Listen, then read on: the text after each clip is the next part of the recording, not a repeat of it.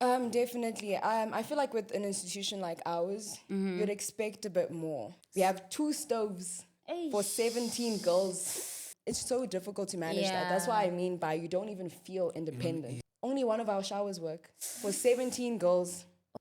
Also, as a student, your life does not revolve around books. You're in a new city, you also want to explore. Hey, Drippers, and welcome to the second episode of Dripanomics Podcast, coming to you live from Sen Studios. It is me, your host with the most, Miss K, and I am here with your favorite co-host, Mr. Say guys, Alan, aka the biggest city fan out there. We're coming to you live from Sen Studios. Second episode. How are you feeling, Remo? Oh, and then I am so excited because I feel like today is going to be such a such an important topic, yet very like sensitive. Yeah. Because it's like literally money. Yeah, we'll be touching on finances today. University students. We have two guests today with us. We have Samgelo Zikore and we have Tato. You have Miss Tato in the building, Mr. Zigore. Can we have a round of applause?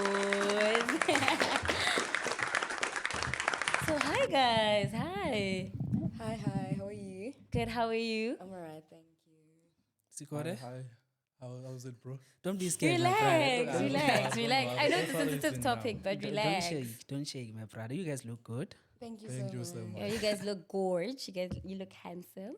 You know, Thank that feminine you. energy. I think you like it more than... Okay, so would you mind telling our viewers like a little bit about yourself, what you're doing, maybe? Hi everyone, I am Tato and I am a first year student studying BCom in Business Management at UJ. Not much else that I can say, not many talents, but yeah, I have a following on TikTok. So if you want to follow me at Life with Tato to see more of my life and get some insights about me. Hi, everyone. My name is Samuel Uzirote, all the way from KZN, Peter Marisbeck, Mbali, UDJ. I'm currently doing my second year in Become Accounting Extended. I also have a TikTok account, sam.zirote10. That is where I post all my study content. Thank you. Okay, re na le di-influencer-nyana today. You're in the midst of influencers today. Yeah, re na le di-influencer-nyana today. But anyway, since you guys are like influencers and stuff, so we brought you here because we think like your followers would like to know more, especially because you guys influence a lot of young people, I'd like to believe.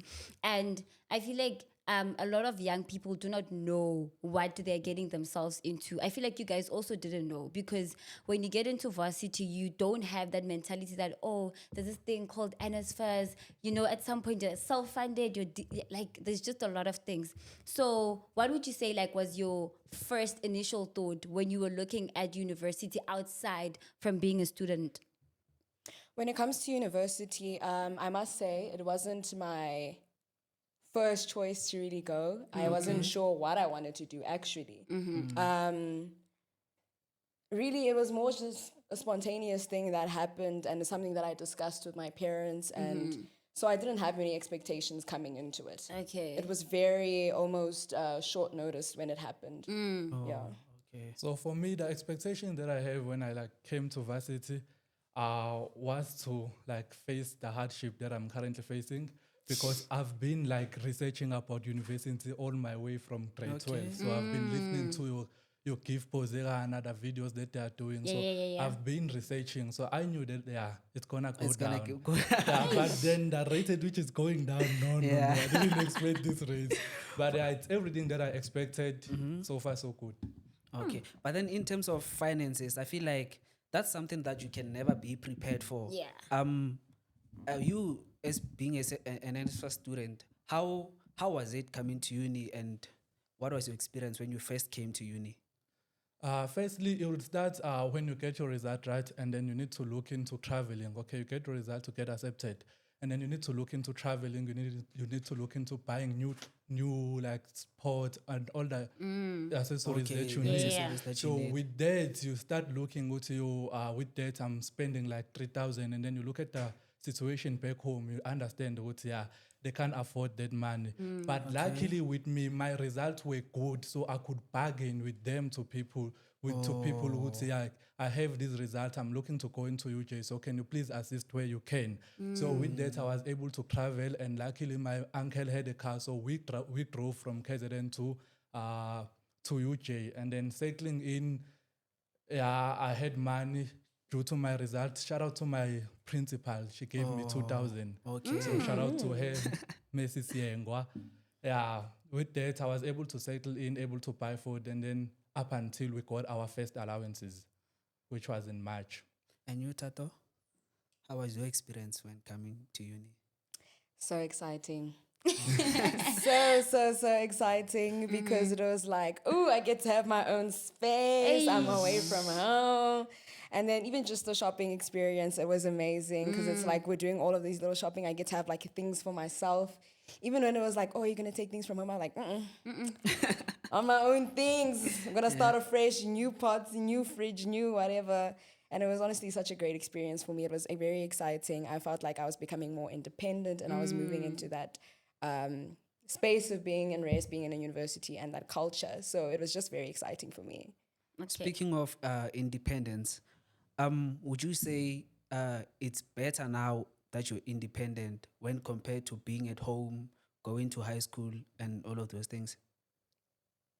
When it comes to independence, it really wasn't what I thought it was. Yeah, no. The beginning was very nice. I was like, yo, no, I'm so excited to have my own things and do whatever. But I felt very homesick. I felt so homesick. And in the rest that I am in, we have to share a lot of the utilities. So it's like sharing the bathrooms, the showers, and then it's like sharing the kitchen space. And then the maintenance is terrible. So I was just missing home. You miss being able to just like, I didn't even feel independent because I was like relying on the school to try to fix the things that was happening there.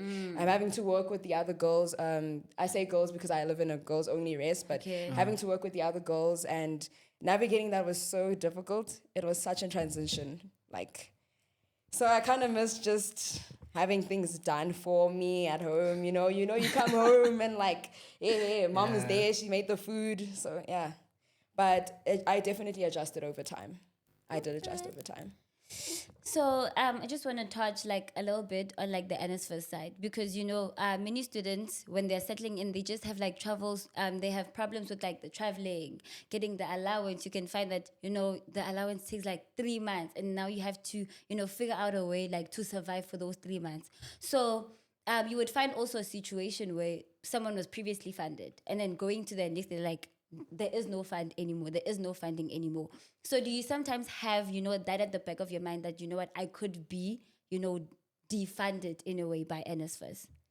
With the current NSFAS system, I haven't thought that there will be a way that I will be defunded unless I'm failing my modules. So I haven't had that thing at the back of my mind that I will be defunded just like out of nowhere, but I knew I need to push in order to make sure that I pass all my modules so that I can keep my funding. And not only pass them, but with distinction. Dripanomics level. No, the pressure is too much. And then also, Tato, as you're explaining that the difficulties staying in an accommodation where it's like girls only race. So do you think the maintenance, as you're saying that it's terrible and it's accommodation that is owned by the institution, do you think like there is something that could be done that could be like way better when it comes to like the maintenance and also how people live? Because I feel like maybe like it could be a thing that now that you're all independent, like everybody's just trying to do their own thing and it's like it's a whole like train smash. Definitely. I feel like with an institution like ours, you'd expect a bit more. Okay. You'd honestly expect a bit more when it comes to the maintenance issues that we're having, because the issues that we're having is like we have 2 stoves for 17 girls in our row. The one stove is not working completely. And then there's the other one, obviously it has like 4 plates. Only 3 of them work. So there's 17 girls that have to try to cook and plan things together, and the stoves are not working. And then you get load shedding. It's so difficult to manage that. That's what I mean by you don't even feel independent. We're all cramped up in this space and we're all having to rely on each other. So it's definitely, it makes things so much harder. I think that with the funds that these institutions are getting, they could do so much better. It's a stove. It's a stove. It's a shower. only one of our showers work for 17 girls. Oh no. For 17 girls, Hygiene. one shower works. So, yeah, it's definitely, and those are issues that have been happening since last year because we were like, oh, when are they gonna fix that? It. Like, Oh no, they haven't girl. been fixed since last year. But you came back there this year. No, I'm a first year. Oh, sorry. I'm a first year, so I didn't even expect the things that things the that issues you- that you're were seeing happening. So yeah, it's definitely very difficult because it's like, what if we all have an 8 o'clock class? Yeah. Or at least, let's say, half of us. Someone needs to wake up at like 5 now, you know, Yeah. just to get ready for that. So yeah, no, it's definitely very difficult. I expected more. The service is subpar. I really expected more. Going back to the independence, for myself, I can say independence for me, it looked like just waking up whenever I want, doing whatever I want at any time. Eish, But then not when I attending got here, classes. it was different, eh? It was Yeah. very different because you're coming back from class. You're It's late, you're tired. tired. You have to cook. Now you'll have to cook, Eish. you know, and you have to do a lot of things. You have to clean, you have to study, you have to prep for the next day. It has been tough, but then I would like to know how you guys have been able to, especially you, Zigodo, because you were here last year, this is Yeah. your second year. How were you able to go through the past year in terms of juggling around those things? So luckily, okay. But my mother was working in Durban. We're staying in Pietermaritzburg. So I was staying with my sister. So I had like the control of the house with me. The independence was there. So I was Okay. able to manage. During my matric, that is why I learned to manage the cooking, the cleaning, like taking care of yourself, because she will even transfer money for us to buy food, which is currently what is happening in varsity. Yeah. So with that, I was able to like get knowledge on how to sort of like have an experience. Then when I came here, it was like all systems go. You're like another round. Yeah, another round. But with this one, I've been always wanting this independence. And I come from a family where they say, we raise you very well. So go out there and be yourself, have all the independence that you want. Because they know, Gucci, with what they gave me, it will help me and protect me in this world. So, do you feel like the independence comes with experience and responsibility? Yeah, you will have to have someone who will guide you if you don't have experience. Like I have my uncle who, every time when I face a new situation, I'll just call him. I'm like, how do you solve this thing? Yeah. And then he'll be like, okay, boys, and this is how we deal with it. So it's definitely need someone with experience. If you don't support too. If you don't, you'll need someone. If you don't have that experience, just have someone that you can always call in every situation. Okay. So now to the both of you. So obviously now you guys like independent, ne? So with a lot of independence comes a lot of freedom. And with a lot of freedom, now you're getting money, whether from a bursary, whether from home, whether from NSFAS. So now you are getting money. You can buy whatever you want to buy at any time, literally. You can choose that, nah, today I'm not cooking. I'm just going to order in. You know? was me last And then the day. next thing, like you're ordering each and every single day, every week when you're not cooking. And there's food in the fridge that time. So what would you guys say, like you are financially literate, or like first it's like, no, I just buy whatever I want to buy, or it's just a situation where you guys were taught at home how to use money and all of that? We can start. When it comes to using money, I think I am financially literate, but I think the dynamics changed when I actually got to have that opportunity to be like, okay, well, I can do whatever I want. Because there was a day where I literally spent quite a substantial amount.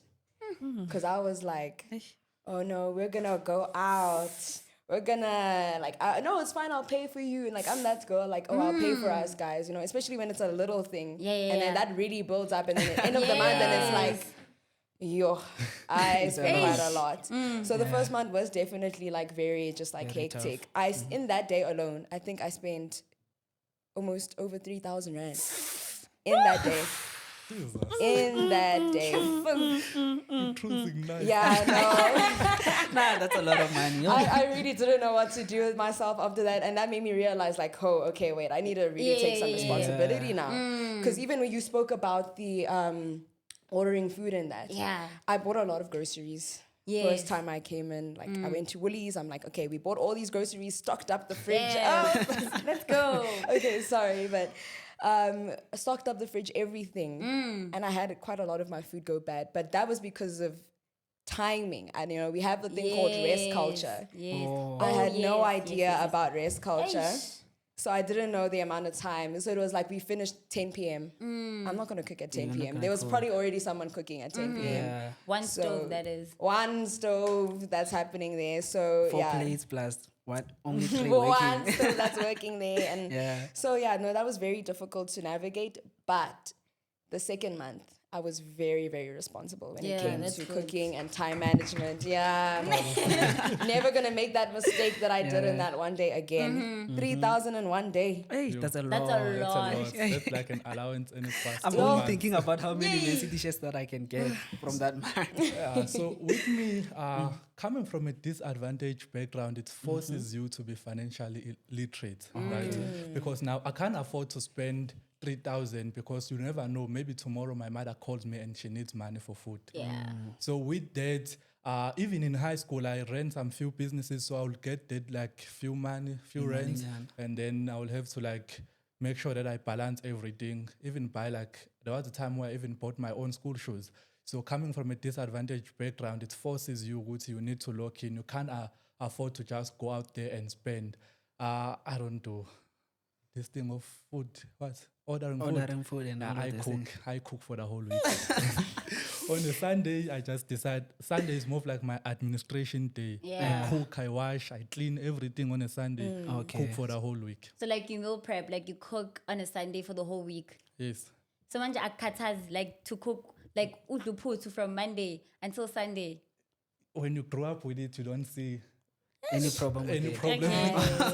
Okay. It's like 30 people with pap, yeah. Makes Put every day. I'll melu bin Put see. rice nyana. You know, No, ipapa, when, any rice. when I say I prepare the meal for the whole week, so I will cook rice and then remove it from the pot, put it on a dish, and then cook pap, remove it from the pot, put it on a dish, and then I prepare like your stew, Yeah, whatever yeah. I'm going, and then eggs, noodles. No, like guys eat a lot. Like you guys eat a lot because tell me why you're cooking rice uput for the whole week. I feel like one pot of Also rice. buy bread. Yo. With the financial literacy thing, I feel like with my own experience, when I first got to uni, like as you guys said, the allowances, they usually come late. Yeah. So the first few months, I got money from my parents. It wasn't a lot compared to what I'm getting when the allowance comes in. So I was very good with managing my money. Like I can survive, I can sorry, I'm pushing, I'm okay. But then, when the money got in, things changed from my side. I started being like, I was spending money recklessly. I was like ordering every day. I even gained weight like crazy. I'm a it pizza. was tough.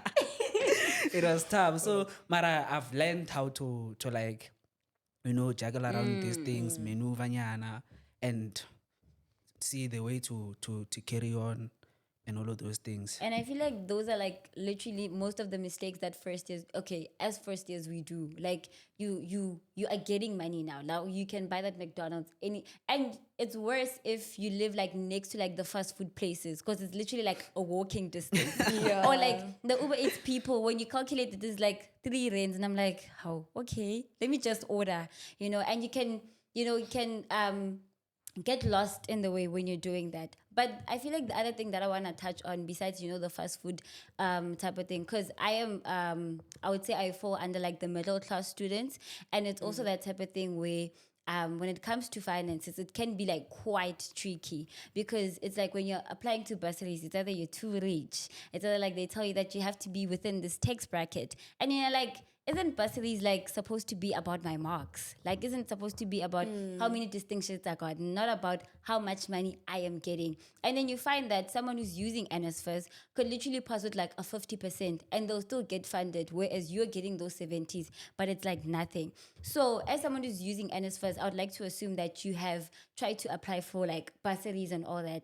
And getting all the distinctions that you got, you also got rejected. So how do you deal with that? And what do you think the selection criteria might be that may lead to people like us not getting those bursaries? What would I say? Firstly, when those email get in and then they're like, we regret to inform you. I got one today from Hollywood Beds. I just like another one. But Thanks. the goal doesn't change. We keep on moving. Yeah. One day those I like bursaries that. will come through.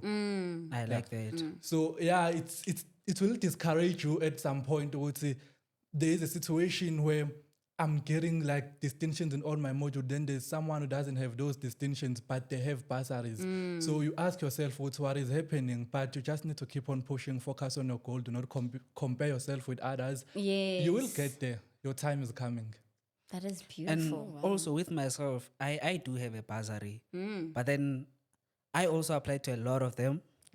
And I can tell you now, like when the results come in, you call, you want to see how things are going. Some of them, they don't even send you that letter, Yes, some of rejection. them don't even get back They to you. don't even get back to you. So it's a tough space, honestly speaking. But then the way you said it, it's the best that you can do. Yeah. Just push and then keep on moving and do your best, and then hopefully one day, When the time then- is right. yeah, it will come You'll through. They will move fight It for will you. definitely. What teachers told us in high school. Actually, about the teachers thing, you know how we're always in high school and teachers are like, nah, when you get to varsity, you'll attend, one class a day. And also, like, as going back to like the topic where we said, "Khore, when you first got into varsity, what did you have in mind?" Seeing that there was a picture already portrayed for you by your teachers, by people who have been in varsity, like your siblings and whatsoever. So do you think what they told you and what you're experiencing now, is it like on the same par? Is it like worse? I'm still waiting for my wife. Where's my wife? They said I'll get a wife. They said I must not date him. you High want school, that I'll one? get a Hey, wife. Hey, your wife is in varsity. Hey, that Miss one, Madlala, that one where is is tricky. he? Where is she? Where is she? that I one is think tricky. there are expectations that they set in your mind, which varsity is this, that. But I think it's a good thing because Yeah. they have to motivate us with something to study in order for us to get into varsity. Amen. So even when I go home, I don't say how hard it is. I'm like, we're cruising nicely, drip everywhere. Yes. We need to motivate the children that are out there to come to varsity. They'll find a way to survive when they are here. We also find a way to survive. Exactly. So that is the only thing we can do for them, and that is the only thing teachers could do for us, is to motivate us by telling us what is there. Yes, it's there, but it's not that, like, we were expecting it to happen every day, but now it happened once in a month, where you just decide, let me trip and go to campus. So yeah, it is, there's just that not at the rate that we expected. And I would say, with those teachers, they must continue doing that thing. They need to motivate us to get here, because you know what happens to the youth after matric. Oof, yeah, it's tough.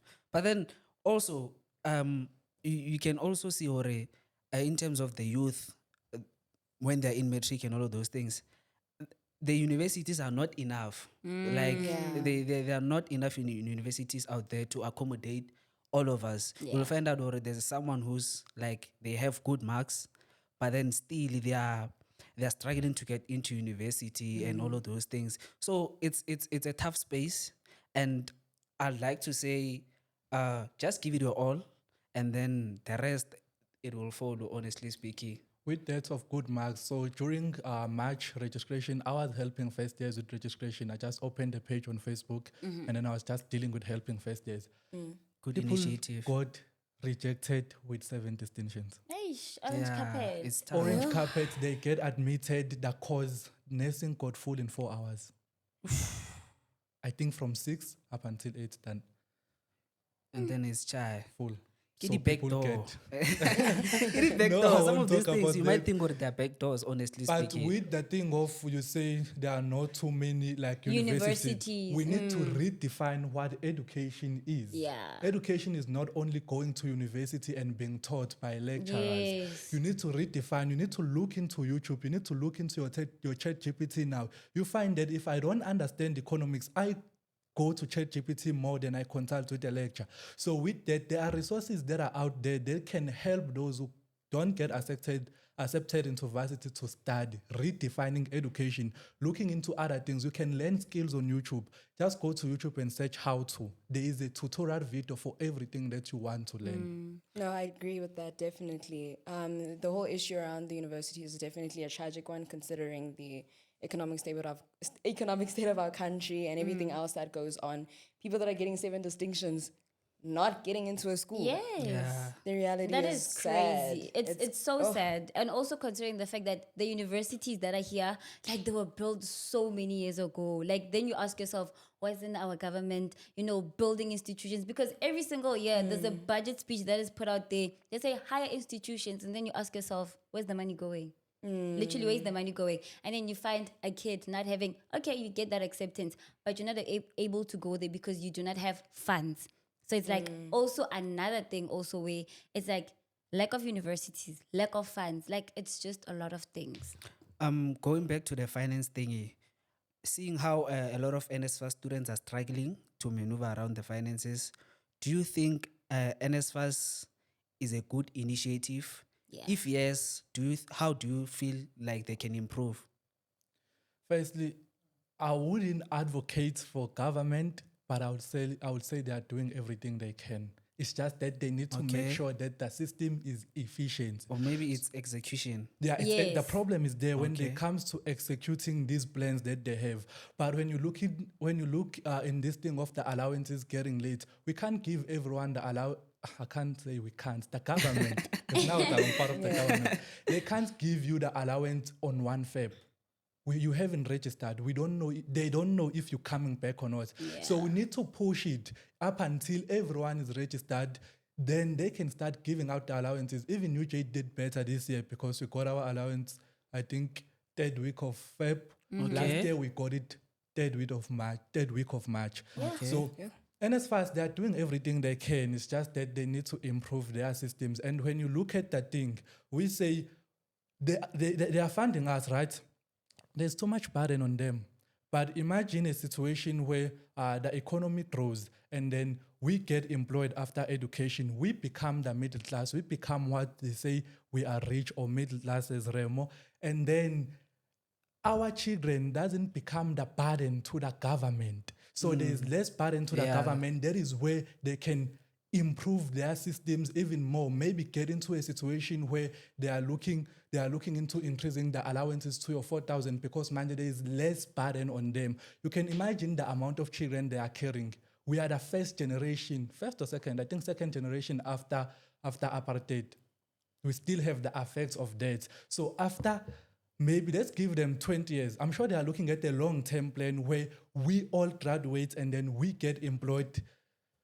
After that, our children doesn't become the burden to them. They become our burden and then they improve the efficiency with the surplus funds that they will have. Do you feel like the money is enough though? The money that you guys get from NSFAS? Considering also the economy and how things How are things literally are. increasing, like food is so expensive. The money is enough to keep you going. The problem starts when you have to buy clothes with the money. Yeah. That is where it will hit you financially. Okay. But if looking into what is this thing? Looking into buying your groceries and everything, it's enough for you to keep going. But then you look at the extra cost, and you find that there are some students who are taking the same NSFAS amount and then they're giving it to they are sending it back home. Oh, So now, the situation is the tough. situation is yeah. bad in that way. Okay. So Tato, as someone who is not using NSFAS, ne, how would you say like you're able to navigate in terms of finances? Do you then maybe if you have friends who like using NSFAS, as a friend, have you ever been in a situation where you find that your friend might be in a need of like a little bit of capital and maybe like you're able to provide it? Like as a friend, how do you then navigate that? Are you a type of person where like let me help you, but also I feel like at some point like it becomes a lot because you're also just a student and you're Yeah. also trying to do your best.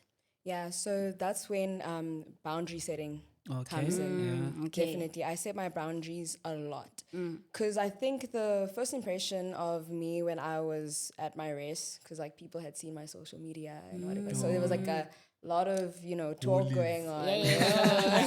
Bullies. Bullies. Yeah, there's a lot of talk going on.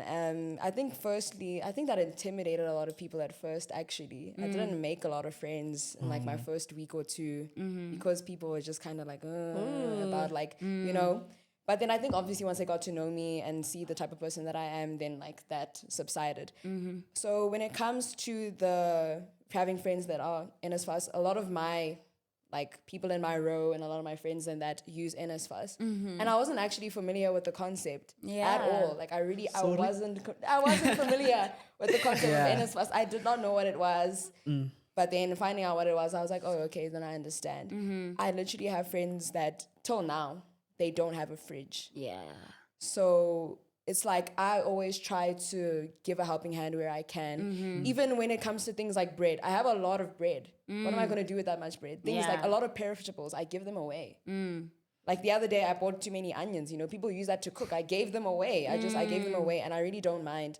But like I said, when it comes to the boundaries, I'm definitely very firm in setting them because I do not want to be taken advantage of. Yeah. Because like you said, I'm a student as well. Yes, you are a student as well. But I'd also like to touch on another topic that you guys had here about the middle class people. So I feel like there's a lot of misconception when it comes to it because being middle class doesn't mean that you can afford every single thing. Because at the end of the day, your parents can only do so much. So when NSFAS was like, no, let's introduce a loan where middle class students will be able to apply for it and then they'll pay their fees. But my thing is, after I'm done with my education, I have to pay back the loan, So it's like kind of unfair. It's like, okay, I'm middle class, but also why am I not getting the same treatment? Why is it that I'm not saying just because it's middle class, then they should, but again, put us aside. But what I'm saying is that consider us, because we're also getting the good grades. We also need the money because there are times where it's a lot. There's so many responsibilities back home. You might find that at home, you're not literally the only responsibility. You could have a sibling. You could have, your mom's sibling. You know how black families are. Like, we're always taking care of each other. So also with the middle class, like, what do you think about that? Because you're saying, when it comes to middle class, they can afford and all that. So what is your viewpoint on that? My viewpoint, I would like to touch on 2 points on that. Okay. The first one is, should we blame the government for not funding them, or should we blame their parents for not saving up for their education post-high school? Okay. Okay. Interesting. Interesting. Okay, what was my second point? Okay, we can debate that one. I'll talk about that one, then I would remember my second one. Yeah. So, your parents, maybe they are the one to blame. Maybe we have to look at their spending during your upbringing, and then it's like, you could have saved for her. But doesn't that apply to everyone, though? Everybody has parents. Every parent, okay, not every parent is income, but every parent aims to save for their kids. So with middle class, you know how it is. They put them aside. It's like, okay, you can afford. You are too rich for NSFAS, whereas it's like when you look at the situations, some NSFAS students are actually doing way better than you, and you are middle class. I've seen NSFAS students walking around with the latest iPhone. Please, louder. They sleep without eating those ones. There's no way of buying an iPhone. No. So honestly, when it comes to education, as you can see the strikes right now, with education should be free. People that are literally striking are people who are using NSFAS and people who are middle class because they were blocked from registering. It doesn't mean they don't afford, like they do afford to support a certain lifestyle, to get to a certain point. But then what happens when imali now it's no longer enough? Then it comes to my second point, which was this thing relates to what we call inequality.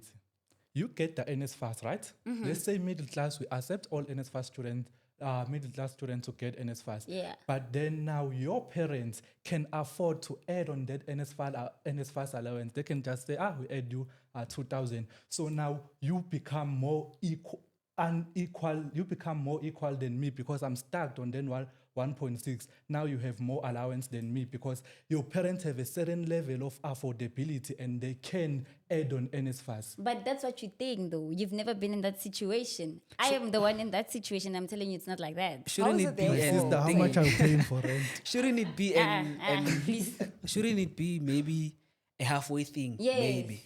Meet us halfway. Okay, don't give us allowance, pay our fees. Do you know how much fees are? 50K. 50,000. For first year, as you go up, it goes higher. Do you know how much CTA is? 100K.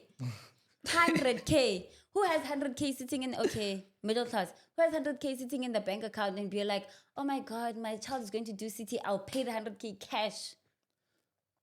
At the end of the day, sorry to interrupt, but at the end of the day, I feel like saying that it's some parents' fault is so hard. It's not so in hard. that. It's so hard. It's not their fault. And not really, guys, wait. Because the same person can sit here and argue and be like, well, your parents should have worked harder. Facts. My parents should have worked harder. You can't say that because they were still under the apartheid system. And It's so become- were your parents. Like, But, So were but her parents. funny enough, you were able to get the opportunity. Your parents were able to get the opportunity to get out of the system. Or no, to benefit from that system more than our parents. What was the difference between your parents? What was different between your parents that one made it out because, oh no, they had this big advantage that made them get out of the system when they were in the same system? exactly. it's They're not- literally from the village. It's not even about the advantage. It's just that one knowledge, like information that you have that I don't have during that time. So now, if we do not become rich, we become ourselves to blame because there is everything that is out there. With our parents, they couldn't receive information at the same time due to different locations and other circumstances. But with us, if we do not make it in life, there is where we say we blame ourselves, not the government. Okay, can I ask you a question? So what you're saying is that it's okay for people who are middle class to not get any funding. No, I'm not saying it okay, but we need to look at both sides of the spectrum, not looking to the government is not doing enough for them. The parents, with the money that they received, the government, they didn't just decide that 350,000 is the cap. There were calculations that they made, and they saw that you guys can afford if the parents. When If were the those parents- calculations made? The economy right now. When were the calculations made? Do you know the economy? The grocery, number one. Where you live. Pella, you should also consider the fact that when people build, for example, student accommodations, they charge according to what is around the convenience. It's next to the school. It's next to the mall. The mall has literally everything. So those calculations were made long ago. The parents that you're talking about, they're still getting the same income, even though the economy is still doing bad. So do you think there's still equality when it comes to that? Because it's still the same thing, still the same capped amount, but the economy keeps on increasing. So do you think that is okay? And also with the fees, you get taxed after a certain time if you're not paying. And maybe you only can pay the fees at the end of the year. So beginning of the year it was 50K, but by the time it's like December, it's like almost 60K.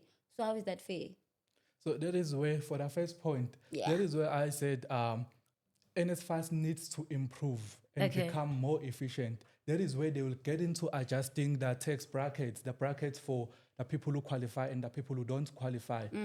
But I don't think we need an economy where everything is free. It's not sustainable.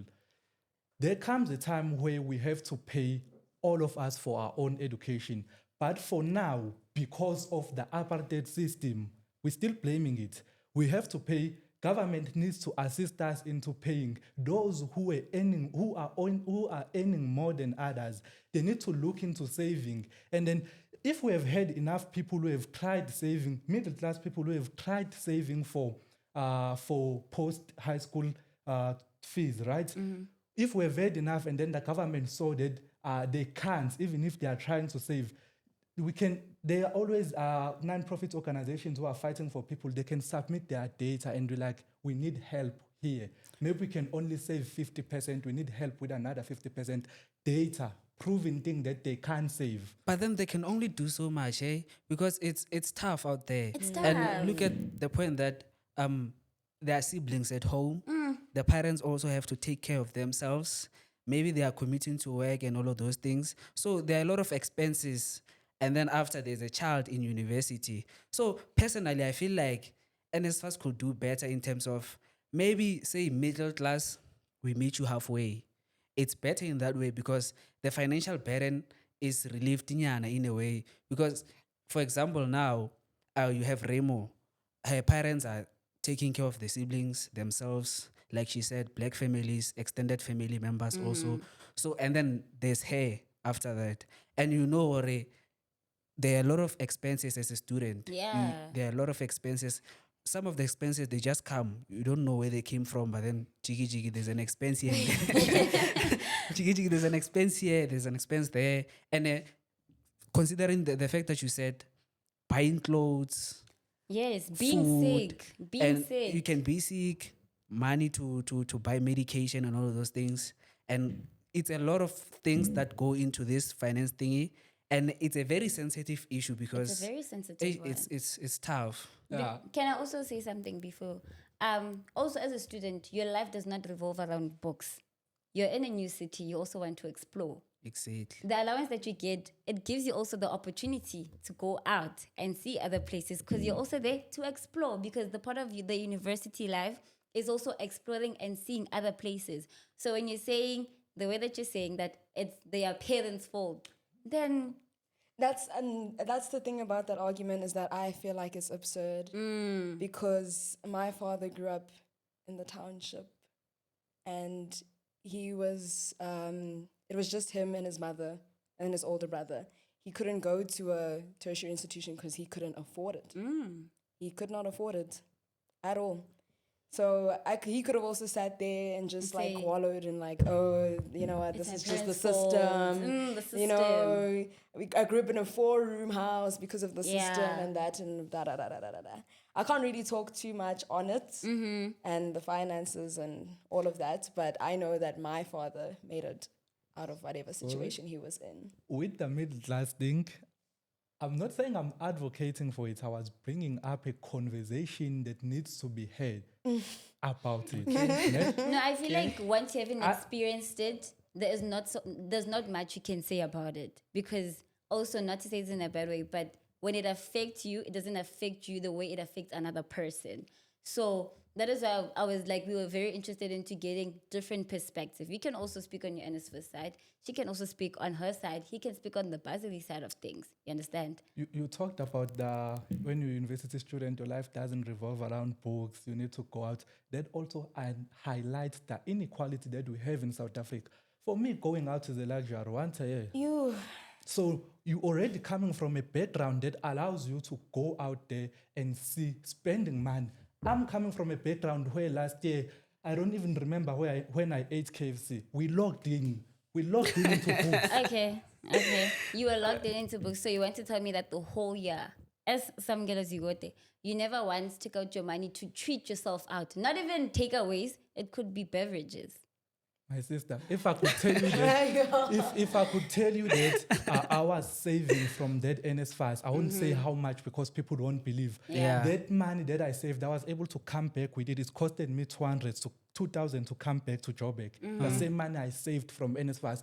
When you're coming from a disadvantaged background, all these things doesn't matter. And it's funny because when you're coming from a disadvantaged background, you don't get sick. I don't know how. That's crazy. But you need to understand that being in a middle class situation is also very confusing because one moment things can be good. You'll go on your holiday a year or two. Yes. And then the next moment, It's your family bad. could also really be struggling to the point where you can pay for that university fee, but it also feels when you pay for that university fee, you're almost falling into that background of being disadvantaged. Now people are having to scrape things together. Yeah. So it feels like when you compare those situations, it's almost, I can't really explain it, but those are incomparable. You can't they're compare the two. incomparable. Being in a middle class family, because I have been middle class, it's very, very confusing. You have the good seasons, and then it's like, oh, okay, yeah, you can go on your holiday or two, like I said. And then the other seasons, it's like, no, we can't do bread tonight. You know, we can't do bread for the week, things like that. It's like you're almost in the same situation. Okay, can I also raise something? So with NSFAS, before it was what it is today, it used to be a bursary thing. It used to be a thing where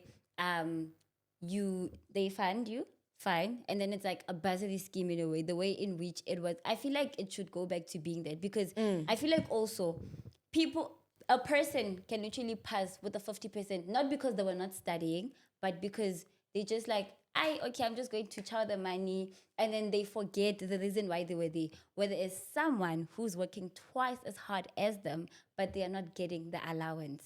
Guys, this is not a debate of who Yo. wins or Hey. loses. This is just like trying to understand and find each other. Ne? If you say it goes back to become a loan, you know what you do It to was not us. a loan; it was a Bursary scheme. NSFAS was a loan. It's changed to a Bursary Okay, scheme. but if you had gotten like a certain amount of marks, you are not obligated to pay back the money. I didn't know that. Yeah. So I want I, to comment. I stand to be corrected. But that is what I know. If you got like distinction to a certain level, you are not obligated to pay the money back. You are obligated to pay the money back if, not saying that people who are getting 50s are not working hard enough, but if you had gotten those 50s and you can see that this person is failing, they're not putting that much time. When they get to the institution, they get so distracted and they forget the reason why they are there. They're not there for friends. They're not there for the activities that you're talking about. They're there for the books. But they get so distracted and they forget the reason why they are there. So basically, you're saying NSFAS should be a loan if you're not passing at a certain criteria. Okay. I don't think she means it that I don't way. mean it that way, but She's just trying to emphasize on the fact that before maybe it was in a certain type of way in which maybe it kind of makes sense to her. I don't know if I'm making sense to you I'm now. not trying to offend anyone. Yeah, not trying to offend anyone. I think the whole chat is like, if you're like, oh, well, you have the money, then she's saying like, okay, well, then you should have the marks to receive. Yeah, I feel like You should know? go with marks. For me personally, I also feel like should go with marks. The higher the marks, should be the first priority Then to it the. brings me to the point where I say the cost of becoming an academic warrior. No one talks about it. No one talks about that we have to pay for private tutorials. And you coming from a middle class, I'm not sure if it's a middle class, you guys, you afford to pay for those private tutorials. And then you have to compete for the same NSFAS that you say it should be a bursary only when you pass at a certain criteria. You're already paying for those private tutorials. What happens? You're already getting high marks than me. Me coming from a disadvantaged background, there's nothing I'm doing there. It's already chai with me. Can I just emphasize the fact that paying for private tutorials does not, as much as it can be a private tutorial and you are getting assisted, but it does not guarantee a distinction, because also if you don't put in the hard work, it's like I can talk and talk and talk to you, but if you don't put in the work, it's like you're not going to get what you are paying for. So it also goes with like the dedication towards the thing, because you're also paying for private tutorial. Yes. And you're getting the distinctions because you're working hard, right? Okay, but then we both did math lit in high school, right? And Yeah. then we changed university, we got into pure maths. Okay. Even if you're working hard, you're not going to pass that maths with a distinction without private tutorials. That maths will kill you. But you know, my thing is when the misconception is, again, you think when it comes to those private tutorials, they give you that money. No, this is for Remo. It comes out of your allowance. The more expenses you have, it comes out of your allowance, because at the end of the day, your parents are not trying to teach you a lesson.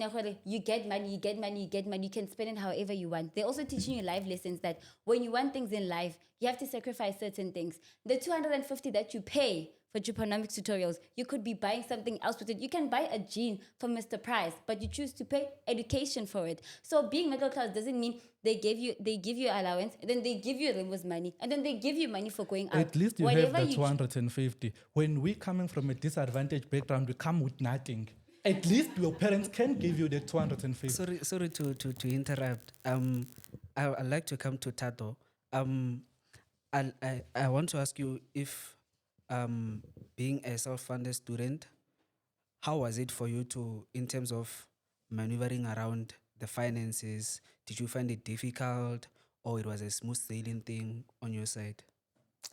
I think I don't really know what goes on with the finances, to be honest. I really don't know. It feels like everything just happens. It's like, oh, I'm here now. Like, like that's what it feels like for me. So I don't really think about it too much.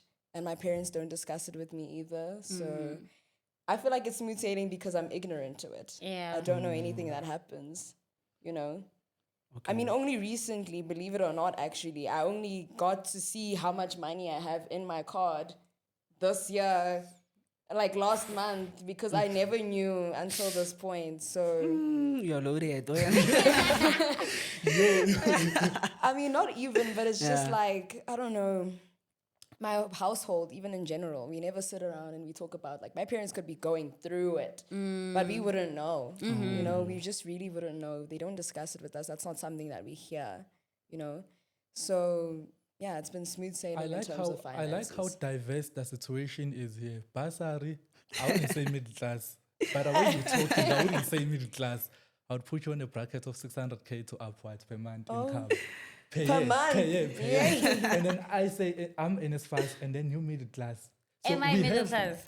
You are. You are. Rem. Okay. So we have all the perspectives here. And then there's me with, I'm not saying. You know what my thing is? I feel like maybe I was trying to raise the misconception of middle class because I still shop to class. If I was like, no, I have all the money in the world, I could literally just sit in my room and be like, I'm going to chill. But I keep pushing because I understand the fact that nobody goes to varsity after working hard, expects their parents to pay for their fees. I feel like when we were in high school, we were told that work hard, you're going to get a bursary and all that. Nobody goes to university with the conception that I want my parent to pay for my fees because I believe I'm working so hard for them to not pay my fees, to never ever worry about taking out a cent out of their pocket to pay for my fees. So it kind of becomes a little bit demotivating when you're working so hard.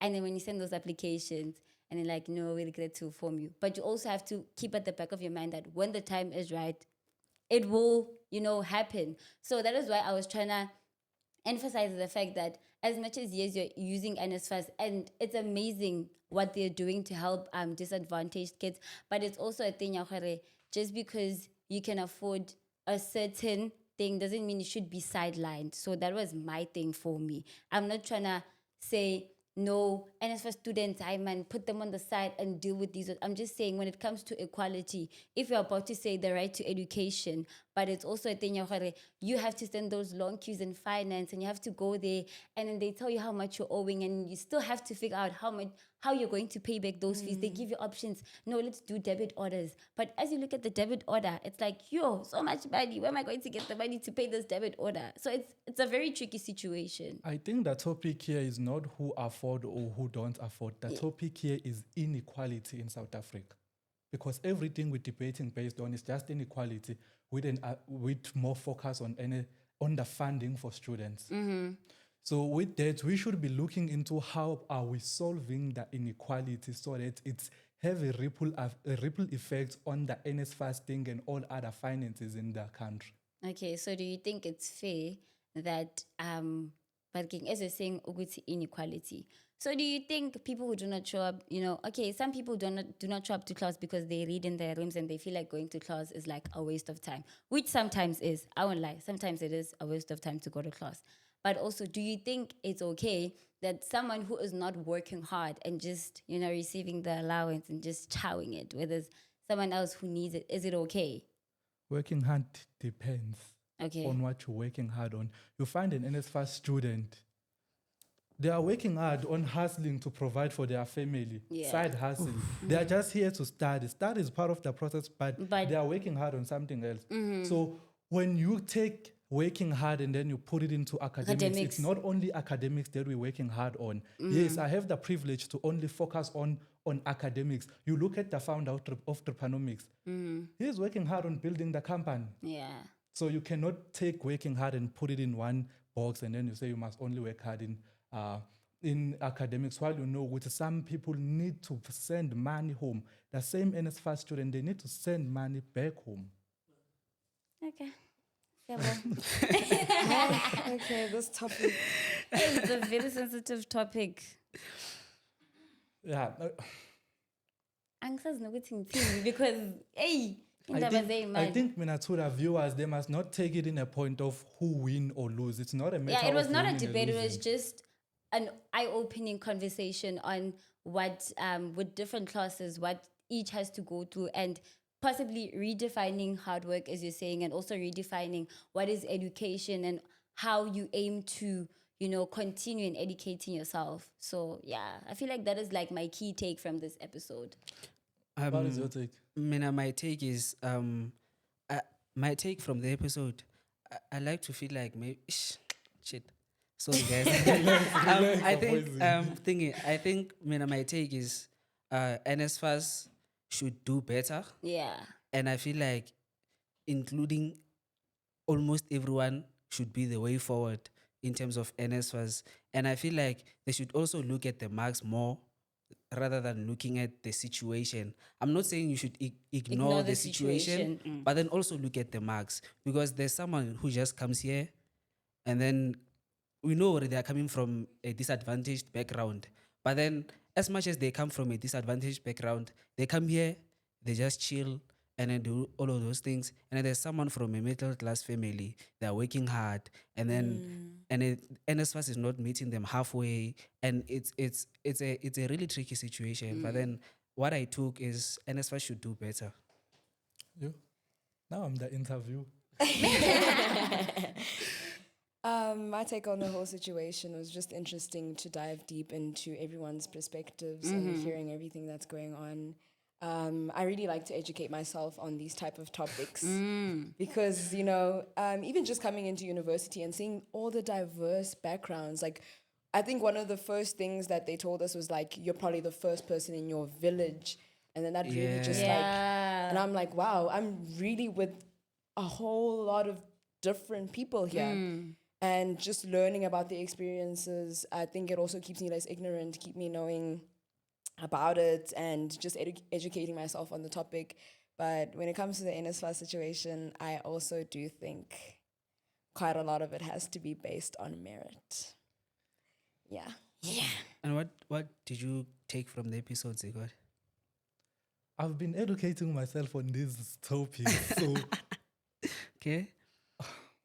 I think I'll need to go more into educating myself on the middle class because I think I have a lack of information there. But yeah, my take would be like going more, for me, like it's more of a personal thing, going more into researching and reading how the middle class is being affected by NSFAS not funding them.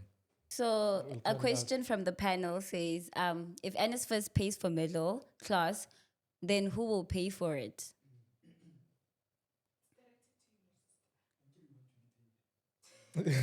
It's directed to you. So if NSFAS pays for middle class, who will pay for it? I don't think I understand the question. As in, like, where will the money come from to pay for the middle class? No, my thing is, I need to, every single year, there's an amount, there's a budget speech, literally billions of billions of money are being allocated towards higher institution. So I get that. And also, the like middle class, can I just say, Oguti, middle? No, proceed with your answer. Okay. My thing is, I don't know, but there is a lot of money that is being allocated to a higher institution and paying for school fees. So that is what I am basing it on, Uguti. Where is the money allocated to then? The NSFAS system is basically based on, we know the number of students that will be accepted into higher education institutions. Okay. So they don't have money to fund all the matric students. They can lie in front of us, they don't have it. It's based on, we know which we only have 700,000 space. We're gonna budget for that 700,000 spaces, and then they're gonna add like your expenses of running the NSFAS thing. So they basically don't have money to pay for all the matric students or for all the people who want to get into higher education institutions. They're just looking at, we have these spaces available. The budgets that we need for these spaces is this much. And with that, they budget only for that. They don't have more funds. They don't have surplus funds for maybe they say to accommodate middle class. So would you say like the money that they allocate every year is just a misconception that it can accommodate everyone? They are lying. They know now what they are lying. They don't have that money. Okay, so I guess it's the leader's fault, okay? Because when we look at the figures, we are like, so I'm a billion. And what makes someone middle class anyway? Yeah, Like, can we please?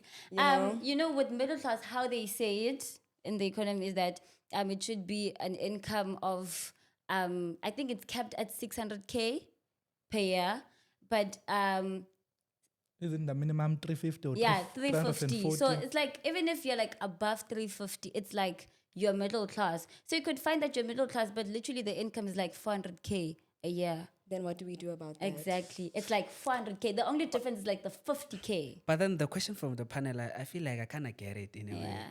Because there's the limited money that comes from NSFAS. It's tricky to maneuver around it because now you have to look at those who need it first. I don't know if I'm making sense. There are those who really, really, really, really need it. Not saying the middle class students, they don't need it, but then there are those who like cannot even survive without it. Yes, so and I I feel like understand that. maybe where they're coming from is there's not enough money to accommodate the middle class people. The thing is, you said, let's say the capped amount, let's say it's 340K. I'm not sure it's 340 It's or for- 350. Yeah. So you say, what if maybe your annual income at home It's like 400. it's 400K? Yeah. When do we stop? Because even at 400K, there's someone who's 450K who will complain and says, I'm that close, please accommodate me. When do we stop? We will reach 1 million. Okay, I get what you like what you're saying, where you're coming from, but I just think that there could be better implementations with the policies. On paper they sound great, but the implementation is always like, for lack of a better word, trash, honestly. So that is my thing. Like you said, execution is the main issue. And then we are running out of time, guys. Thank you so much for coming. Thank you It was so amazing to have you guys here, and all the best with your studies and all the best with managing finances also, eh? And to the viewers, please do not take it personal. It was just a conversation. Some of the things, I don't believe in them, but I had to bring up the conversation. It had to be had. Okay. No, he was wilding at some of the things. He was going crazy at some of the things. It's like, Saying some okay. wild statements. It's your parents' fault. No, that one I take it back. Sorry, guys, I take it back, that one. We understand. It's the emotions. Just want to say apologies to anyone that we may have offended. That was not the intention. Yeah. Thank you, guys. So thank you Yeah, so please much. like, comment, share, and subscribe. Thank you from the Dripanomics Podcast, guys.